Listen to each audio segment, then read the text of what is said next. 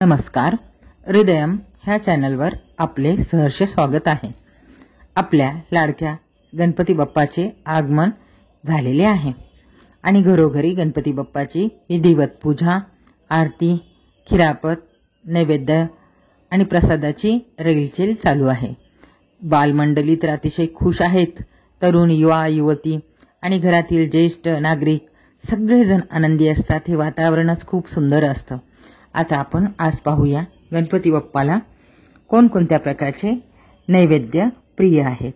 आपण जास्ती विषय न करता 5 नैवेद्यांच्या बाबतीत चर्चा करूया.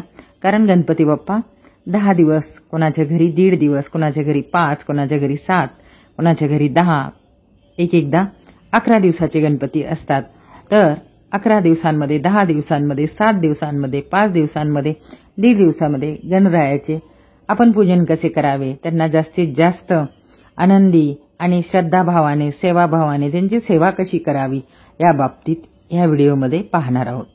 सर्वप्रथम आपणा सर्व भारतीयांना हिंदू संस्कृतीप्रमाणे, रूढी परंपरांप्रमाणे हे माहीतच आहे की श्री गणपती बाप्पांना लाल फुले अर्थातच जास्वंदीचे फूल, दुर्वा, आघाडा, जानवे, कापसाची वस्त्रमाळ, त्याचप्रमाणे नारळ, गूळ, खोबरे, मोदक, केळी या सर्व गोष्टी अतिशय प्रिय आहेत.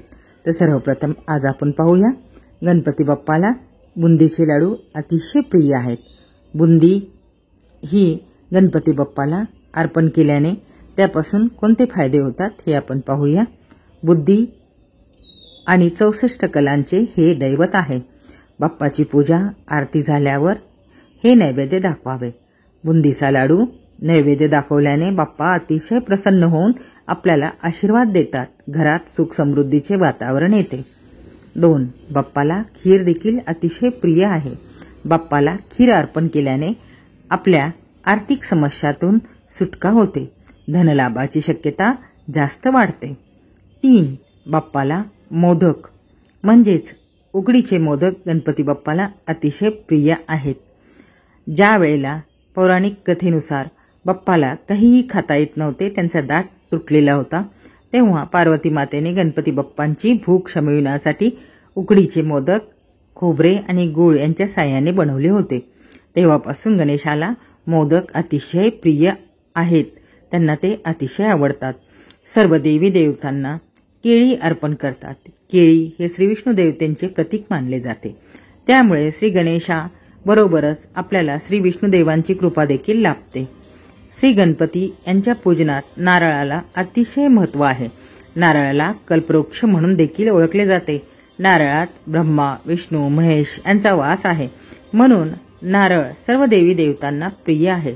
म्हणून बाप्पाला नैवेद्य रूपात नारळ अर्पण करावे. गूळ, खोबरे, नारळाची बर्फी, नारळाचा लाडू अर्पण करू शकता. रोज एक पदार्थ अर्पण करावे. नैवेद्याचे ताट, पाणी ठेवून बाप्पांना प्रार्थना करावी. विघ्नहर्ता गणराया, तुला हा प्रसाद नैवेद्य अर्पण करत आहे. कृपया हा नैवेद्य ग्रहण करा. तुमची कृपादृष्टी आमच्यावर असू द्या. हा व्हिडिओ आपल्याला आवडला असल्यास व्हिडिओला लाईक करा, सबस्क्राईब करा.